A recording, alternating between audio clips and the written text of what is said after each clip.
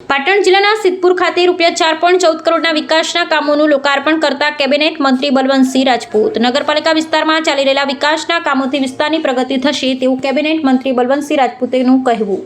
શહેરી વિકાસ વર્ષ 2025ની ઉજવણી અંતર્ગત શહેરી વિકાસ અને શહેરી ગૃહ નિર્માણ વિભાગની વિવિધ યોજનાઓના અમલીકરણ માટે સિદ્ધપુર ખાતે કેબિનેટ મંત્રી બલવંતસિંહ રાજપૂતના અધ્યક્ષસ્થાને ₹4.14 કરોડના વિકાસ કામોનું લોકાર્પણ તેમજ ₹8 કરોડથી વધુના કામોનું ખાતમુહૂર્ત કરવામાં આવ્યું હતું। ત્યારબાદ મંત્રીશ્રીએ સરસ્વતી નદીમાં તૈયાર થઈ રહેલ રિવરફ્રન્ટની મુલાકાત લીધી। Bureau report Ramji Bariya.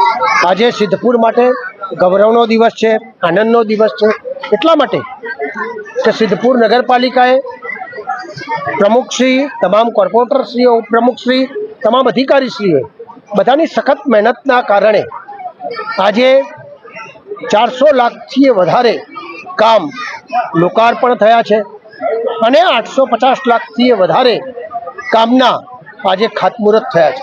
આ અદ્ભુત વ્યવસ્થા, એની સાથે બીજા પણ અનેક કામો, 7 થી 8 કામો ભેગા કરીને એક સરસ કાર્યક્રમનું આયોજન કર્યું હતું।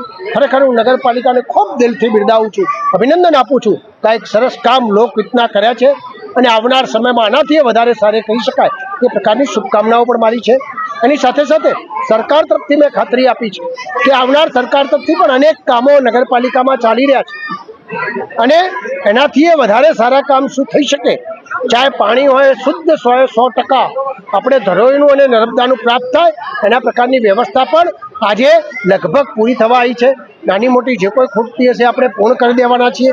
એ સિવાય રસ્તાઓ હોય, નાના નાના સસ્તાના કામો હોય કે સરસ્વતી નદીનો રિવરફ્રન્ટ હોય, તો આ અનેક કામો, પુલોના પ્રશ્નો હોય, આ બધા અમે સાથે મળીને સરકારમાંથી પણ કરવાના છીએ।